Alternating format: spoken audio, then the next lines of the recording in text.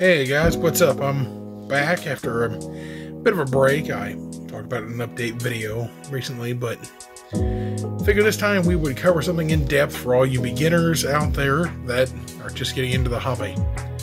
Figured this would help cover a wide margin of things that can help both newcomers and novice hobby builders. Of course,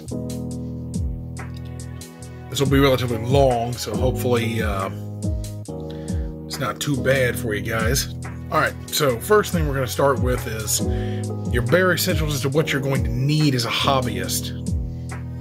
And what that's going to be is your nippers.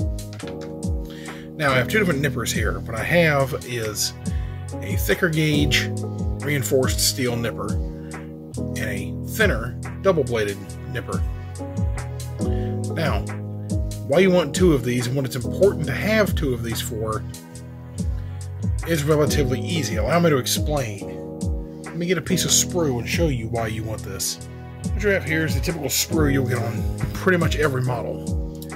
You never want to take your thin-bladed nippers and cut into these thicker edges, or into metal or pewter like you will on some old models, or some resins.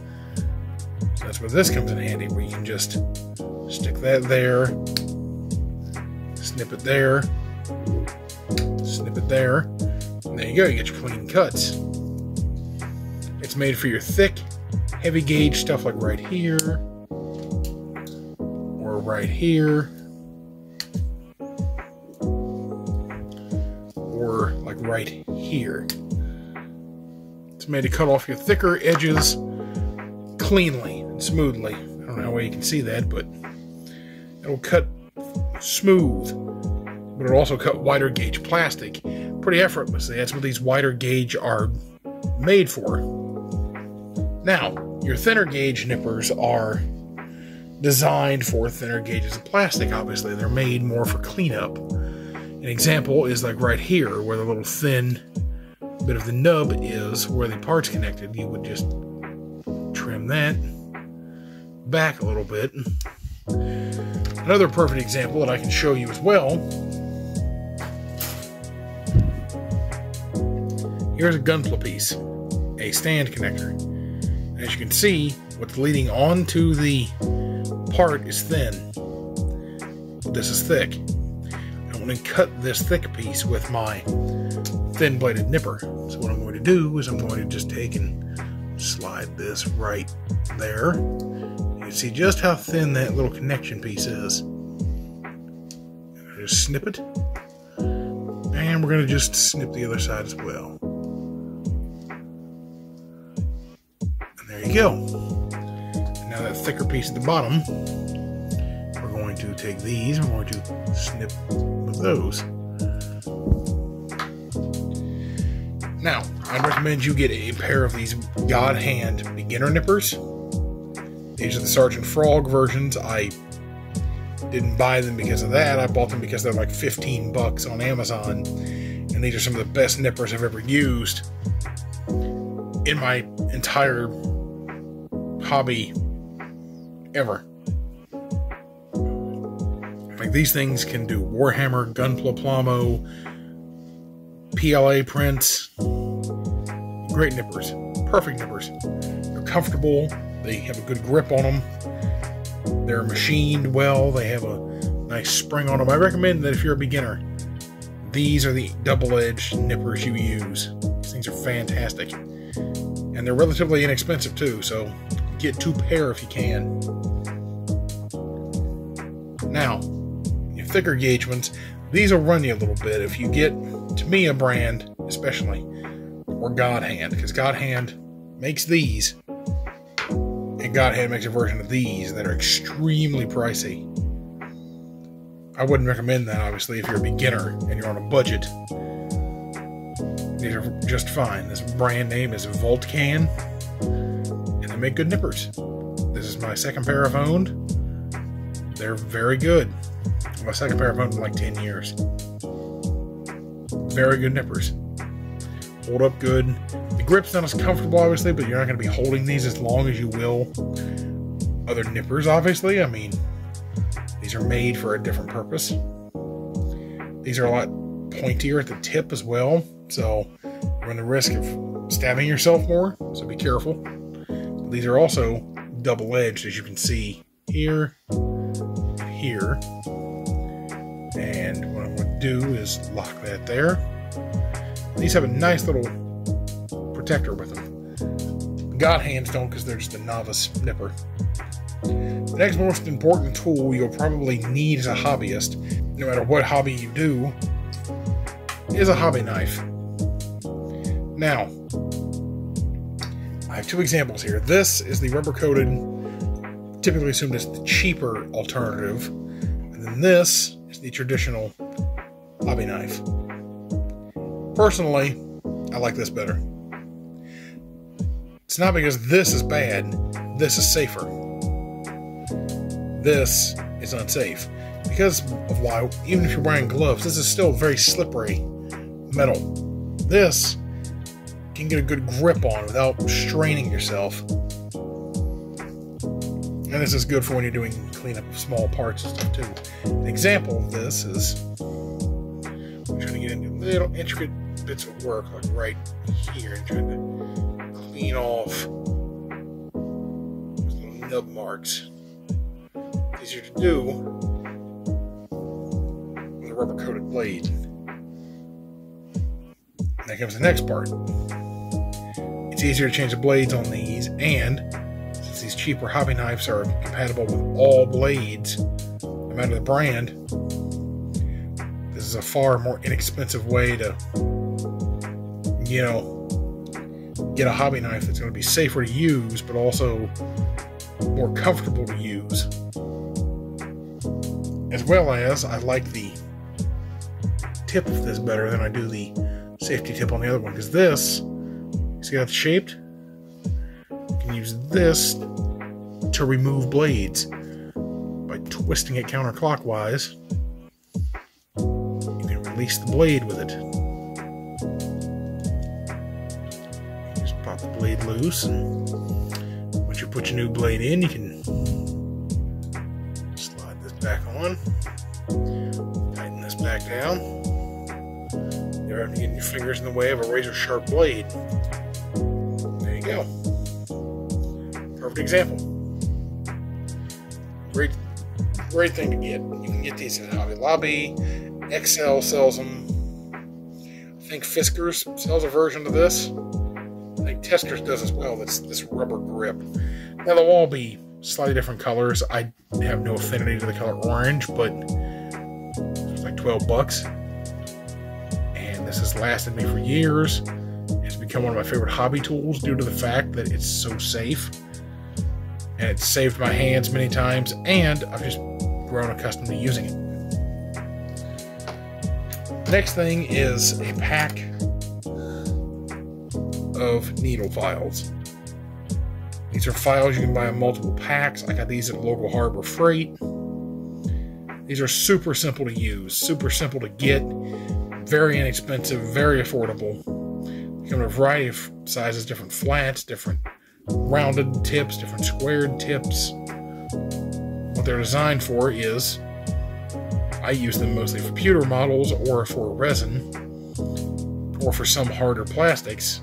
Like if I know I'm going to be painting a kit, this is what I'll use to get started with. They're great. They're good to get into little intricate areas, sand off little imperfections, little nub marks, little seam lines I wasn't able to fully get to.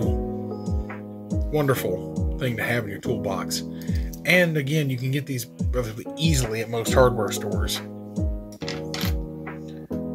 Angled tweezers are always good. I'd recommend you definitely get angled tweezers. These are a textured head. You can see the little teeth inside the head there. What these textured tweezers are for is to offer better grip on the item you're grabbing. So, for example, if you were to be grabbing a piece of plastic,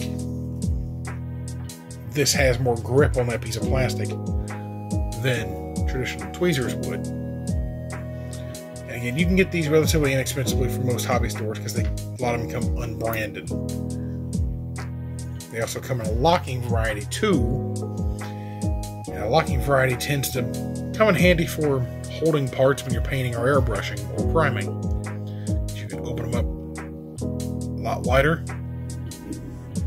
You can grab a piece like so. Then you can either hold it, or since you have a little wire bracket, you can take a little wire bracket and set it down somewhere, and it'll hold the piece for you. These have a tendency to be a little too well done, a little too under pressure. Sometimes we'll ping the pieces across the room. It's a bad thing, but I've had this pair for years, and I will say these come in handy more than you think they would.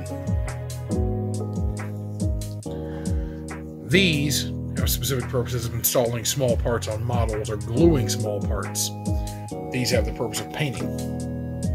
These are the purpose of painting and airbrushing. These are the purpose of gluing or replacing small parts on a model. These share no idea with their counterparts down here. Neither do these. These two are more closely related to clamps than they are tweezers from the actions they work in. Now, again, both relatively inexpensive if you buy a non-named brand. These are Squadron tweezers, and I believe these are Excel, and they've both lasted me for years. So, but I mean, you're not going to go through tweezers that often. That's to be expected. Here are what you would use for your decals.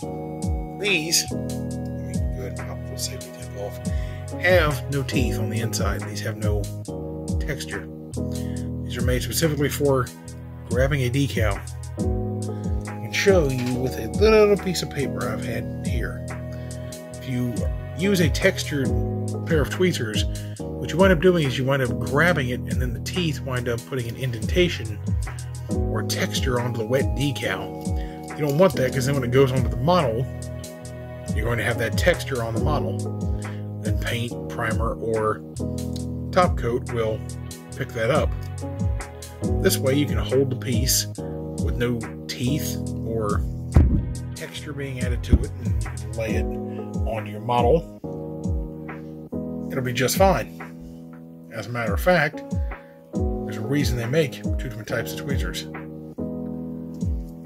And of course, you want to use little safety tips. I didn't buy these in a hobby aisle. These I bought in a cake decorating aisle, because you can get great hobby tools inexpensively in a non-hobby section. An example of this being these tweezers I bought in a cake decorating aisle in a multi-pack that came with another pair of tweezers, which are these, which are traditional standard headed tweezers. They're just white enamel. They're nothing fancy. And again, they work super good for decals or stickers or applying, that sort of thing. You don't always have to buy your hobby goods at a hobby aisle. The reason I say that is because with this, I was able to get two pairs of tweezers, an angled tweezer and a straight tweezer, as well as these hooked tools to clean my airbrush. And these were in a cake decorating aisle for like $13.99. That's pretty good. That's pretty inexpensive. Always shop around when you're at hobby shops or places like Hobby Lobby or Michael's or Joann, because the things you would not think would come in handy for your hobby may actually come in handy for your hobby. And remember, tools are tools no matter what they're branded as or look like. This is a pin vise. This is something that's very common in the hobby scene. This is what we use to drill out gun barrels or make small bullet holes or indentations or just drill small holes in general. How these work: here's your bit holder, here's the bit. This is the collar.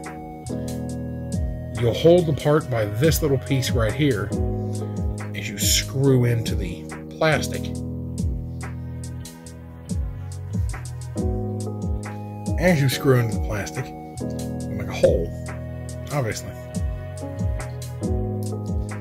here in the back are your spare bits that range from a large bit that you can see all the way to these almost microscopic bits. And they always store inside the pin vise. One, for easy storage, but also because that's the way they're engineered. You've got this little pocket clip here, which I think is absolutely dorky. I've never used that, but it does come in handy. When it's in a toolbox or sitting in a tool cup, I keep mine sitting on a little phone stand on my desk. That's got a perfect cutout for this. These are good. These standard standalone non-ball bearing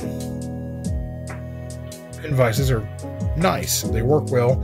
You get good torque on them, good friction on them. And then we have a rat-tailed reamer. For the holes you've just made with your pin vise, you want to sand those holes smooth. Usually so they take paint application better, or just so they look nicer. This is the best way to go about it. You have a super thin tip, but you also are able to notice that it tapers out to a wider point. Get your little grip here, comfortable handle here, and it's made to sand into those little holes that you've just made. Another great thing in the hobby toolbox you can have, that again will come in handy more than you think it will. Here is what's known as a seam scraper. This is relatively practical and something I think you should buy alongside your X-Acto knife and your nippers first. This is a little bladed, two-headed tool. It looks like a dental tool. It's designed to scrape the plastic seam off of a plastic model. Allow me to, again, demonstrate with this gunpla piece here. Take the part and you're going to just pull it across. You'll see little plastic shavings start coming off. Matter of fact, let me get a little closer for you. And you've taken the seam off completely. And of course you would sand this to get it completely smooth, obviously. So,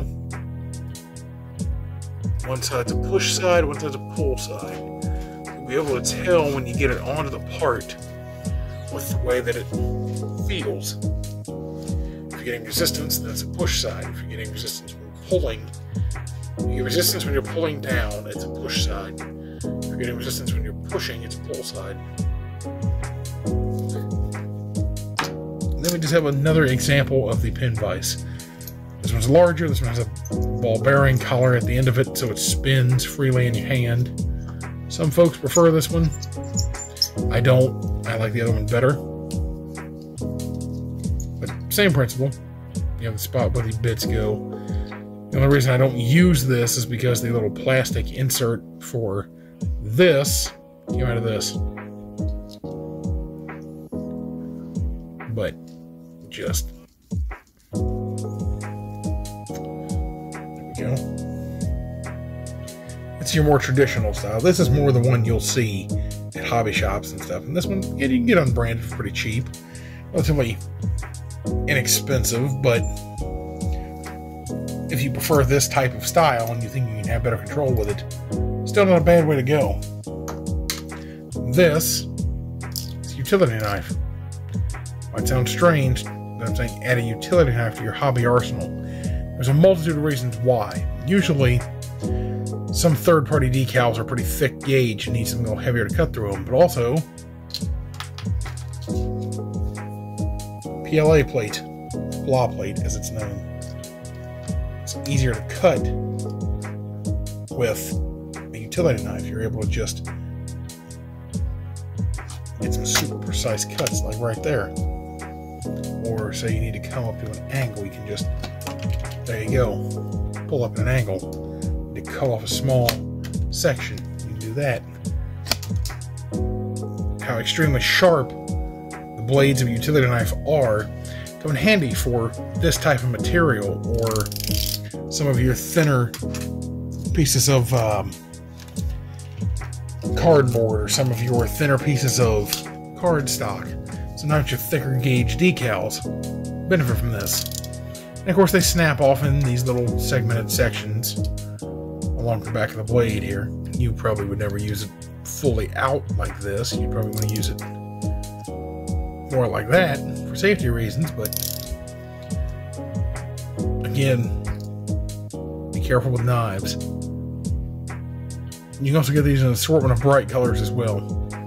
I only got purple because that's what the store I went to had, so it works. Next, we have what is known as a hobby chisel. This is a super practical tool. What this is for scraping in and adding detail and mold lines. There's a little small blade right here at the end of this that works the way most chisels work. This is made of a tungsten carbide. What you would do is you would take this and you would just slide this on here, and then you would scrape forward.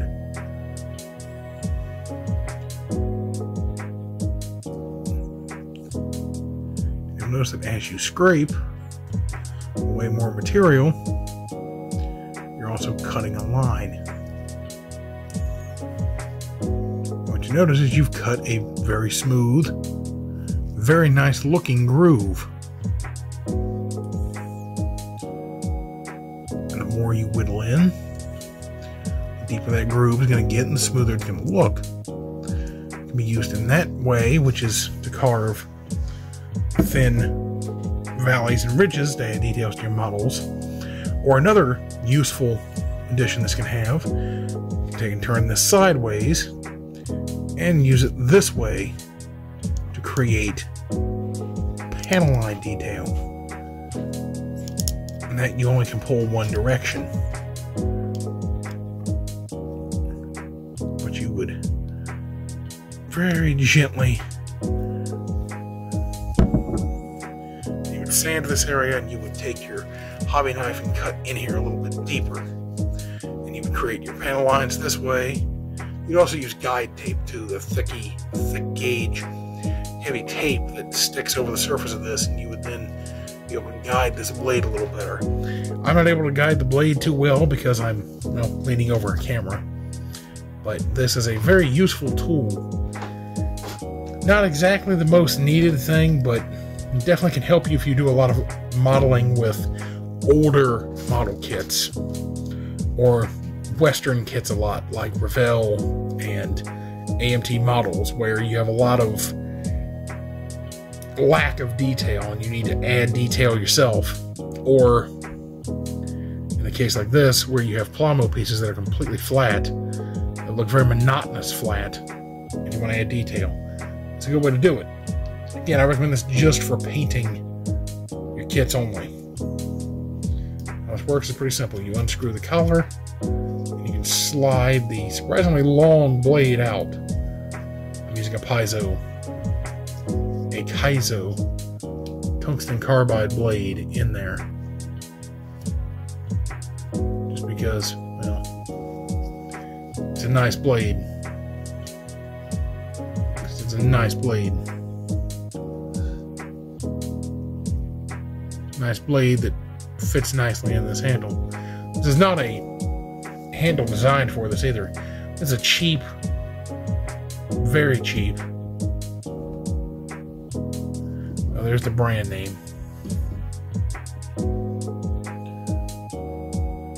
Samawangu handle. This thing's nice. You have these little stickers you can put on to indicate what style and size of head you have on here. This is a 1.0 tip, and this is all you're going to need. Be careful though, because these tips can be very weak. I would recommend you keep a little protective cover over them. Put the protective plastic cover over them. If you drop this once, it's going to break. This is not always the most needed hobby tool, but again, it's better to have all the supplies you need than to have to rush out and buy a supply and put a project on hold because you don't have something. The next thing that I think is very practical, that again should be bought alongside your nippers and your knives and your tweezers, as your beginning hobby tools are sanding sticks. You can buy these in a variety of different colors, but for the most part, they're very straightforward. You have your roughest grits, like your 400 right here, your super high grits, like your 1000, and your, let me find it here, and your 7000, your 400, your 600, your 800. The higher the number, the smoother the grit. The lower the number, rougher the grit. Meaning that that's how this is going to work. I mean, you'll do them probably in this order. You'll start at 400, and then you work your way up to 5,000. Then end with 7,000. And this is from Infinity Model. These are great. These are what I recommend. I've been using these for years. These have held up well. Probably hold up well for you too. I don't know how these have lasted as long as they have, to be honest. So I do a lot of scale modeling. I don't know how these last as long as they do. But you'll get a pack like this. They'll be laid out, and you have them numbered. And that number indicates the order you should go in. Dark blue, light gray. It's the easiest way to go about it. Start with the darkest blue and end with the lightest gray. Then you have what is known as a part separator. A part separator is extremely practical for prying apart the pieces of gunpla or plywood that you haven't glued together. Reason why is if you've misassembled something, or you're customizing or modifying, or just in general using a piece that's going to be sandwiched together and you need to get into the seam and pry that piece apart again. You don't use a screwdriver because it's a little too abrasive. Spey makes these really nice, super durable, retractable part separators. You can get some nice torque on these too. Good grip on them. They're nice part separators. You don't have a tendency to hit the button. It's not in a bad location or spot, so that's good. Good stainless steel blade. Easy to just slide into the crack, pry the pieces apart, and you'll definitely know that this will come in handy. Better than any of those little cheap, kind of cheesy plastic ones that you get included with model kits. Getting a good part separator, worth it. You can even get these that are branded with certain online hobby shops, the USA Gundam Store and New Type, because they make their own branded versions that don't retract but still come handy. Or if you're a watch aficionado and you have a watch repair kit, little tools that are there to get the back of the case off are also good as part separators as well. And then we move on to another bladed instrument, decal shears. All these are just very sharp precision scissors that are made to cut decal sheets. So that when you do water slide decals, you're able to cut around the decal with precision, or other thin pieces of material. An example, again, is they come in handy for plow plate as well. You need to get just real intricate little cuts, like I just need this little corner, but I don't want to get out the utility knife. You can just go in there with this, and there you go. But that's not what these are designed for. What these are designed for, specifically, are decals. We'll use our test decal here. We'll just, well, let me get the piece. That's actually a diagram I use for stuff, so need an actual, there we go. We'll use the back of a piece of card, made to be super sharp and precise, cut well on that paper, and then get all kinds of exact cuts.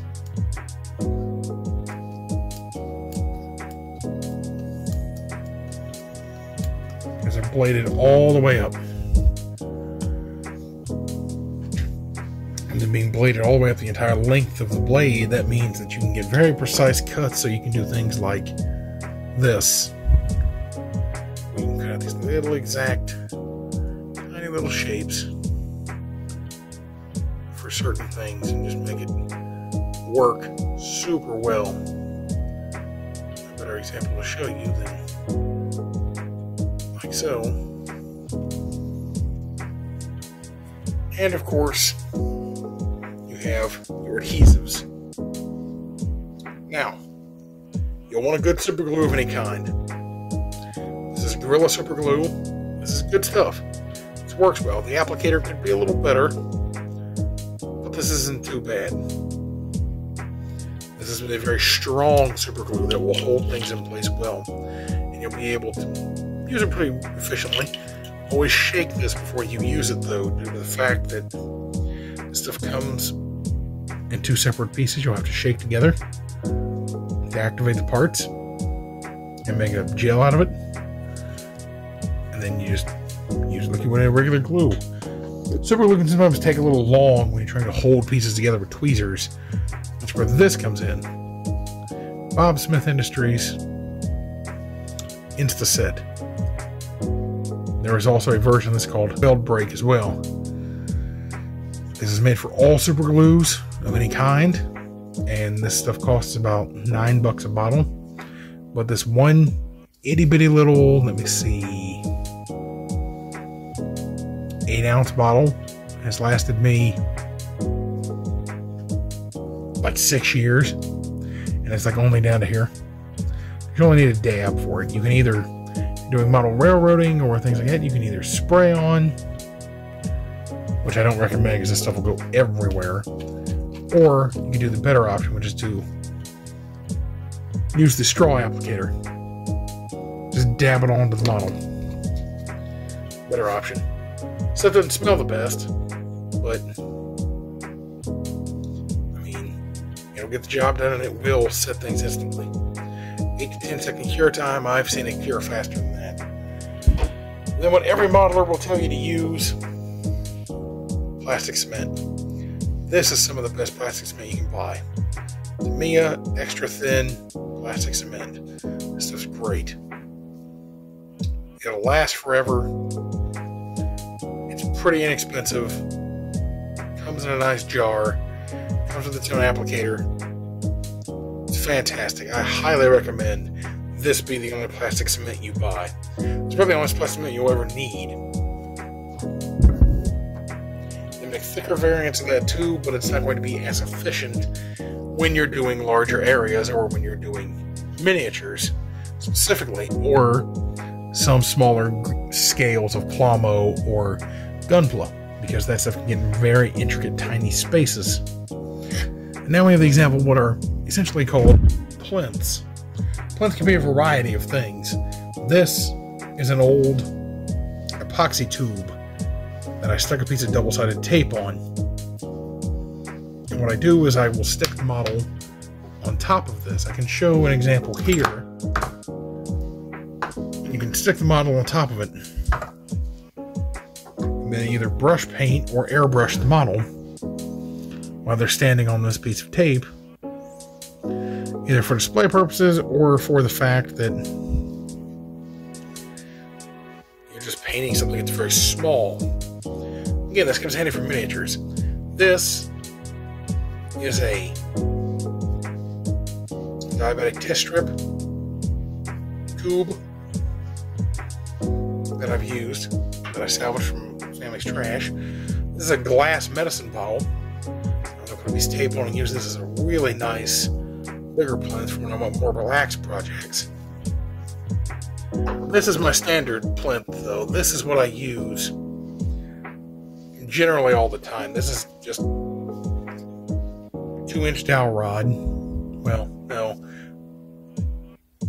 I think it's 2-inch dowel rod that I've cut in multiple segments, about every 4 to 6 inches, so that it fits in my hand comfortably.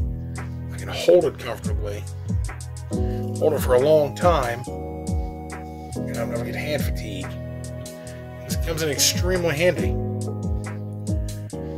As a matter of fact, this is my preferred method of a plinth.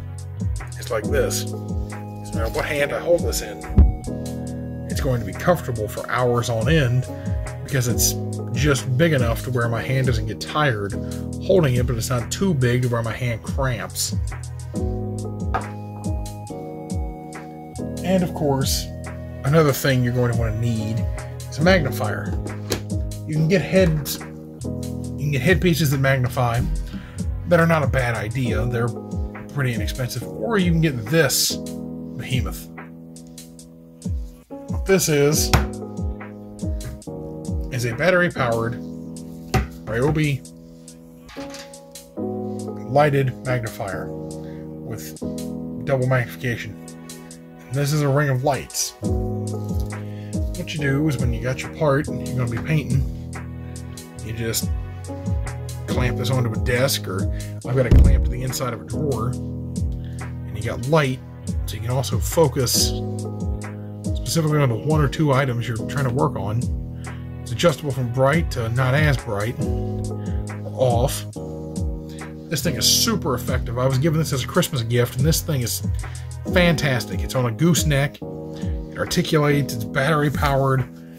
This thing is one of the coolest inventions that I don't know if it was made for hobbying or not, but it doesn't matter. It's super worth buying if you're a hobbyist. Now, of course, there are many other hobby tools we can talk about, but they're more for an advanced novice hobbyist. Someone who's been doing this a little bit longer. This video is more for the beginner who's just getting into the hobby and wants to know what they need for their first modeling project, their first hobby project. You know, maybe you bought your first model kit, and maybe that model kit was something like this, an entry grade model kit, where, you know, this is an entry grade figure model. You're not going to need to do much to this model, but it's going to need some paint. It's going to need some love to make it looking good. And you're going to need all the tools I've shown you here for this.